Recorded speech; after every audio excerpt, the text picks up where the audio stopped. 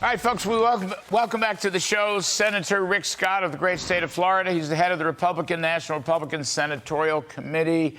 Senator Scott, I want to play you some tape from Joe Biden going after you on a lot of malarkey, but please take a listen. You're great Senator Rick Scott here in Florida.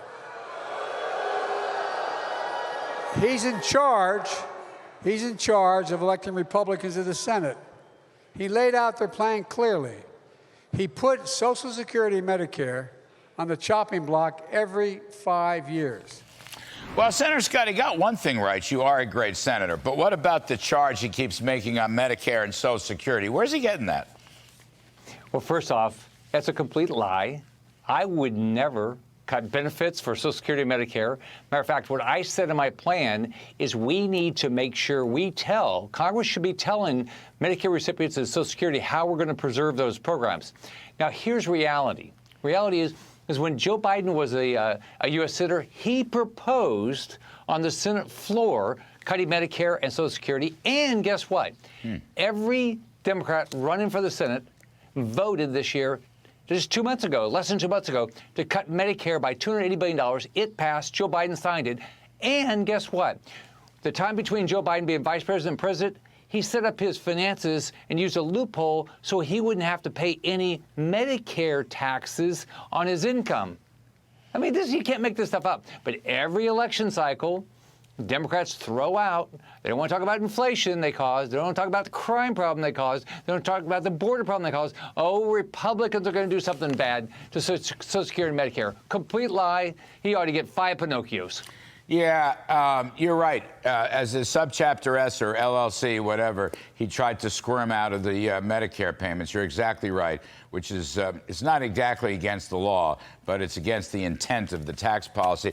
You mentioned the cut of $240 billion something on Medicare. Can you refresh us on that one, Senator Scott? Where did that come from? So in that last spending bill they passed in September, what they did is they cut $280 billion out of Medicare, and to pay for some other programs. What it's going to do is it's going to reduce the amount of money that's spent on pharmaceuticals, which means your parent or your grandparent will not get the life-saving drug produced that they would have gotten because the Democrats cut $280 billion. $280 billion, just a whack. Right out of Medicare, so they could pay for something else. I mean, it just doesn't make any sense. That's right. I remember that was a cost shift. They took it out. They took it out from one shell and put it into another shell. Yeah, you know what? Good for you. I had forgotten that myself. The Democrats have been making this charge against Republicans probably ever since FDR passed Social Security. They always blame it for that. How about a more constructive policy? You wrote a very good piece for Fox News on why we should take the handcuffs off oil and gas. Here's Biden impugning the patriotism of our energy companies, talking about windfall profits taxes and their war profiteers. Let's go for taking the handcuffs off of oil and gas. How about that as the #1 item when you all take the Senate back in January? Well, first off, who doesn't want lower gas prices? Who doesn't want to be energy independent? Who doesn't want lower heating oil? Who doesn't want more diesel production? We can do this safely in this country.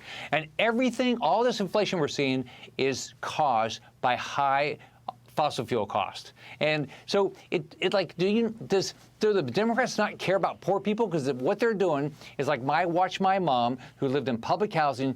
She was struggling to put food on the table, gas in the car. And they're saying to those people, we don't care about you. Or people in my state, a lot of people on fixed income, they're going right back to work because they said, we can't pay for this now with these gas prices up and food prices up. All caused because the Biden administration does not want any fossil fuel production in this country. He said it in the campaign trail. He was going to get rid of fossil fuels. And that's what he's trying to do. I want more fossil fuels so we can live better lives, not less. You think he forgot to mention that last night in that silly speech he gave? No, he can't talk about gas prices or food prices or the crime wave or the open border or the fentanyl deaths or Afghanistan or the woke military. Don't want to talk about that. Let's talk about something else that people are not going to focus on in the election. But he wants to say, Republicans are going to cause a problem. Well, I'll tell you what Republicans are going to do. We're going to win. We're going to do everything we can to reduce gas prices and food prices, secure a border, make sure we have a lethal military, make sure our parents have involvement in schools. We have a plan that Democrats don't. You're pretty bullish. You know, we were talking to you the other night at dinner. By the way, this energy shortage, a home heating fuel shortage, could be determinant in the New Hampshire race with Bolduc beating Hassan. But you like Blake Masters. He's coming on the show later. You like Oz. You like Laxalt, you like Walker. You think they're all going to win these races? That could give. Oh, I'm very optimistic. That would give you 53, right now, I think. 53, maybe 54. Right now, think about it. Oh, I just talked to Tiffany Smiley. Tiffany Smiley is doing fabulous. Oh. But we've got, Joe Day, we got Leora Levy. We're in the hunt. Doesn't mean we're all going to get them all. We're in the hunt for 57 seats, half of the Democrat seats up. We're close. And so if everybody goes out and votes, if you have the resources to help them financially, you can give us money at the NRSC, text WIN to 55404. We will spend your money to get the vote out. Senator Rick Scott, head of the Republican National Senate Committee. Thank you, sir. Love your optimism. Talk soon.